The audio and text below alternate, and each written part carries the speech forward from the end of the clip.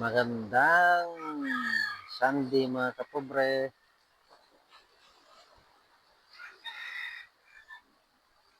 Panibagong araw na naman ngayon. Wala pa rin palaot. Hindi pa rin kami nakapalaot. Medyo minahina ngayon ang hangin. Kaso lang, maya lang ulan, maya ulan. Yan ang laot namin.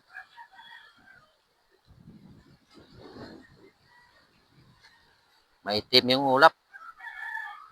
Ulan yan. Medyo minahina lang yung alon at saka hangin. Ito yung lugar namin dito.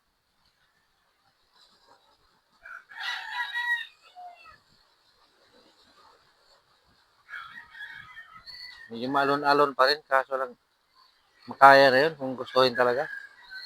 Ang problema naman kung hindi naman kakain yung mga pusit kasi pag ganito kasi galing sa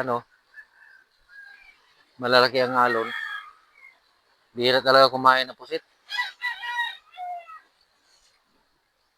Yan, nag-alangan din ako pumunta. Buti kung walang gastos sa gasolina. Kung kapalaod ka na, kakaunti lang ang mahuli mo, okay lang. Sumahal ng gasolina dito sa amin ngayon. Ang litro ng gasolina dito sa amin, 75 ang litro. Pinakamura na yun. Yung iba, 78. Kaya hindi ka basta-basta makapalaot kung wala ka talagang gastos. Nalalaki ng gastos pag kumalaot ka. Ako, pag kumalaot ako, tag isang galon ang maubos ko. Pag dito lang ako sa mga gango ko sa tabi lang, 2 litro lang yan. So, mayroon lang akong gastos na 150.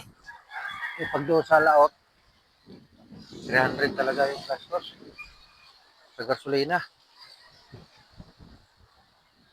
Kaya pag pumalaod kami, kailangan sigurado ang panahon. Hindi yung basta-basta ka na lang pumunta ron kahit hindi maganda panahon. Hintay na lang pag marinaw yung dagat. Kahapon, nanguha kami ng bato. Diyan yung bato ko nilagay sila. Kargado yung bangka ko kahapon. Dito na lang mga friends. Thank you for watching.